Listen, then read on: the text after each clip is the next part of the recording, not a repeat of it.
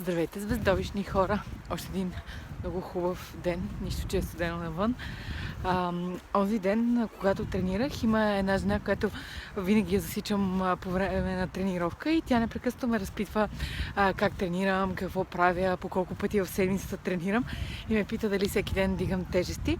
И аз си казах, че не вдигам всеки ден тежести, че ги редувам с, например, плуване, също така и йога, защото ми харесва да сменям различните видове движения, че някакси ми се допълват и ставам някакси по-завършен атлет всъщност.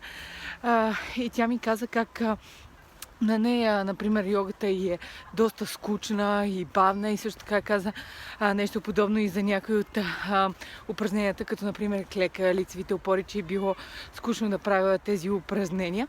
И се замислих за това колко много хора не постигат резултат, защото смятат, че трябва да има някакво изключително голямо разнообразие и забава в тренировката. А всъщност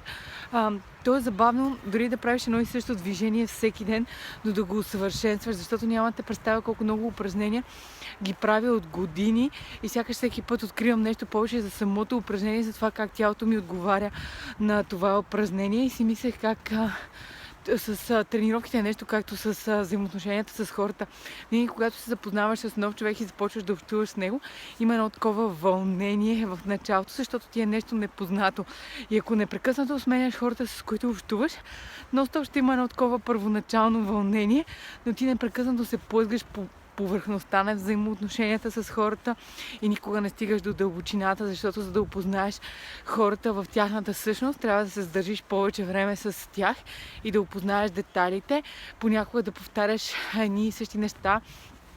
до болка, както се казва, но да ги осъзнаеш и да усетиш взаимоотношенията с хората. Същото и с тренировките. Понякога трябва да повтаряш едни и същи неща много пъти, да ги правиш отново и отново, но тогава откриваш някакви детайли и започваш всъщност да се движиш и да тренираш осъзнато, а именно осъзнатата тренировка е тази, която е много удовлетворителна и много приятна, защото някакси наистина откриваш неща за тялото си, наистина сякаш се свързваш с него и ставаш доста по-завършен и не само физически, а и честно казано, като правиш едни и същи неща, но в по-голяма дълбочина откриваш много повече неща и за живота и за това как всичко функционира като цяло. Така че не дейте да търсите само разнообразието и да се плъзгате по повърхността на нещата. Търсете дълбочината и същината, защото всъщност резултатите идват, когато достатъчно дълго време усъвършенстваш детайлите и ставаш по-добър в тях, а не когато непрекъснато сменяш нещо и се чувстваш развълнуван, но никога не го опознаваш.